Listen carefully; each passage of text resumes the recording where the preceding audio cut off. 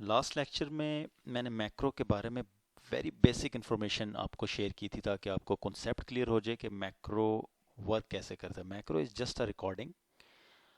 लेकिन इसमें interesting part जो है इस लेक्चर में मैं आपको बताऊंगा कि मैक्रो का असल पर्पस क्या है। इसके अलावा भी बहुत से पर्पस हैं, लेकिन एक बेसिक पर्पस जो होता है इसमें डेटाबेस मेंटेन करना, वो आप सिंपल वे से कैसे मेंटेन कर सकते हैं बाय यूजिंग मैक्रो।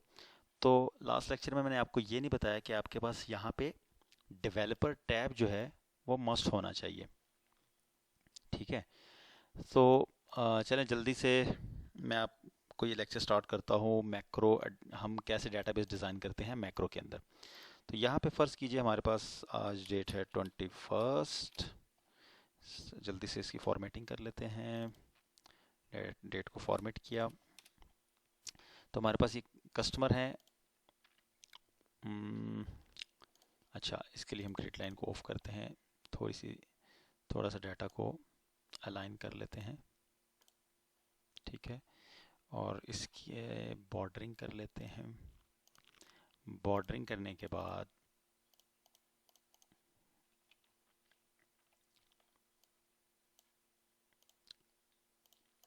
तो ये हमारे पास एक डाटा है। इसमें हम क्या करते हैं, जितनी भी रोज़ हैं सब सेलेक्ट करके हाइड कर लेते हैं। अभी मैंने मैक्रो स्टार्ट नहीं किया, अभी मैं एक डेटाबेस के लिए एक विंडो सब एक फॉर्मेट सा बना रहा हूँ। इसको भी हाइड कर लेते हैं। तो हमारे पास ये डाटा है कि जहाँ पे हम डेली की इन क्लाइंट्स की सेल एंटर करेंगे और हम चाह रहे हैं कि डेट वाइज इनकी जो सेल है वो रिकॉर्ड होनी स्टार्ट हो जाए।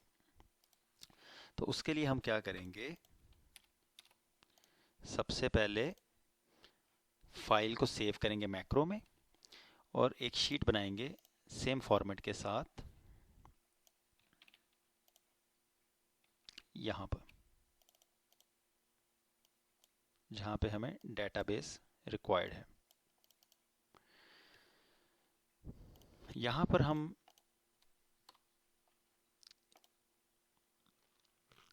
कोई भी शेप इंसर्ट करेंगे।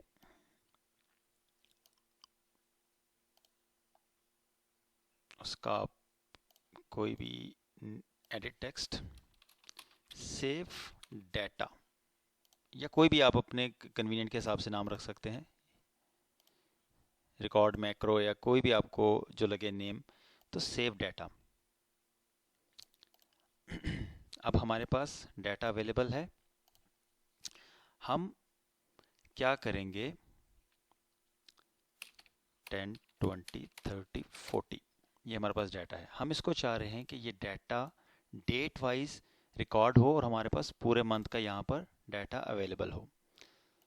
तो डेटाबेस बनाने के लिए सबसे पहले जो डे 1 का डाटा होगा या फर्स्ट रो जो होगी या जो फर्स्ट डाटा होगा उसको आप कॉपी कर लें और यहाँ पर सेव कर दें। यहाँ पे भी हम इसको क्लीन कर लेते हैं, ग्रिड लाइन गायब। सो इस शीट में आके हम मैक्रो स्टार्ट करेंगे। अब हम डेट चेंज कर लेते हैं क्योंकि हमारे पास डेटाबेस इतना ही है, तो इसको लिंक कर लें ताकि आपको बार बार 4 कॉलम की डेट इसको लॉक कर लें और कॉपी पेस्ट कर लें। तो यहाँ पे डेट एक दफ़ा ही आपको चेंज करनी पड़ेगी, 22, तो सब में 22 शो होगा। अब हमारे पास नेक्स्ट डे की सेल हमने एंटर करनी है, 30, 35, डिफरेंट कोई भी सेल। अब हम 21 के बाद 22 का डेटाबेस इधर रिकॉर्ड करना चाह रहे हैं। Right click, assign macro, database, या कोई भी आप अपनी याद के लिए नाम रख सकते हैं। रिकॉर्ड इट, यहाँ पे आप देखेंगे रिकॉर्डिंग स्टार्ट। अब इस डाटा को कॉपी करें। कॉपी, कॉपी करने के बाद हमेशा हम जब भी डेटाबेस शीट पे आएंगे तो हमारा माउस या हमारा सेल कहीं पे भी हमने क्लिक किया हुआ है तो हम क्या करेंगे, कंट्रोल प्लस होम, होम की यूज़ करेंगे। ये की हम यूज़ करेंगे ऑलवेज। ये हमारी रिकॉर्डिंग स्टार्ट है मैक्रो की। कंट्रोल होम, कंट्रोल होम में जब जाएंगे तो आप ये देखें कि हमारा जो सेल सिलेक्शन होगी वो A1 पे माउस आ जाएगा। कहीं भी आपका सेल सिलेक्ट है हमेशा कंट्रोल होम प्रेस करना है, और यहाँ पे आपका कोई गैप नहीं होना चाहिए इन रोज के बिटवीन में, अदरवाइज मैक्रो वर्क नहीं करेगा डेटाबेस के लिए। कंट्रोल होम, सेकंड की कंट्रोल डाउन एरो, आपने लास्ट सेल पे आ जाना है। उसके बाद आपने डेवलपर में आकर यूज रिलेटिव रेफरेंसेस इस बटन पे प्रेस करना है। जैसे ही आप इस बटन को प्रेस करेंगे तो एरो की से 1 की डाउन आए, राइट क्लिक करें और डेटा को यहां पे पेस्ट कर दें।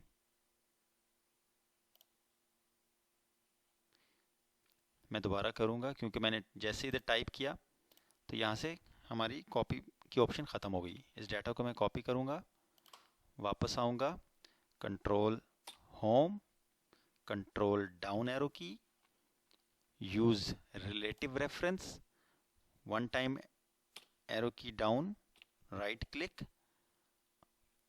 Paste in value, again paste in format.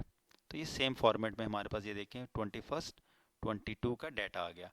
जैसे ही हम इसको पेस्ट करेंगे उसके बाद आपने ये कभी नहीं भूलना इसको अनक्लिक करना, यूज रिलेटिव रेफरेंस, इसको आप अनक्लिक कर दें, ठीक है।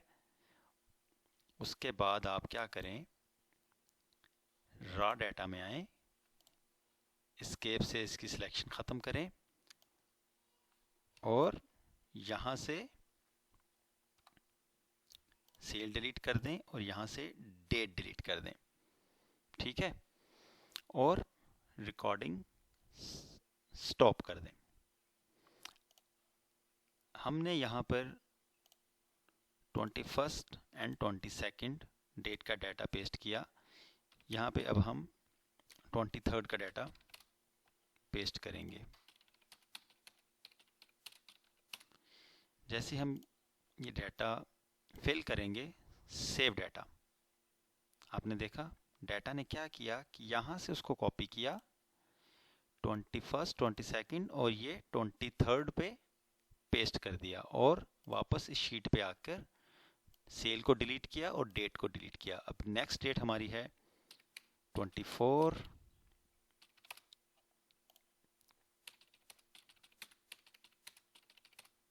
डाटा एंटर किया, सेव डाटा, हमारे पास अभी एक डेटाबेस रेडी हो चुका है।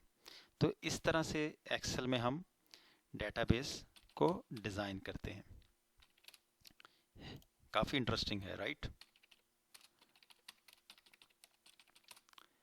सेव डाटा अब 25 है। इस सेल को मैं, जैसे कि मैंने उधर फॉर्मेटिंग भी पेस्ट की है, तो ये सेल हाई है, इसको मैं इस ग्रीन कर देता हूँ, सेव डाटा। तो आप देखें जब ये डाटा इधर पेस्ट हो रहा है उसकी फॉर्मेटिंग भी लेके आ रहा है। इसके अलावा इस सेल को हम 26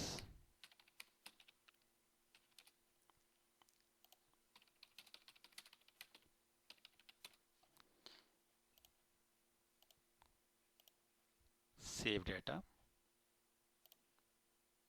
तो आप ये देखें लाइन से सेग्रीगेशन भी हो जाएगा, इससे आपको इजी हो जाएगा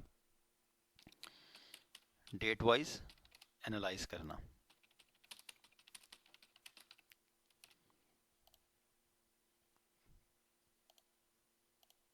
सेव डाटा, तो ये देखें ये बॉर्डर से डेट वाइज सेपरेट होना शुरू हो गया डाटा। तो ये इस तरह हम डेटाबेस डिज़ाइन करते हैं with the help of advanced macro using use relative reference key. Thank you so much for watching this video.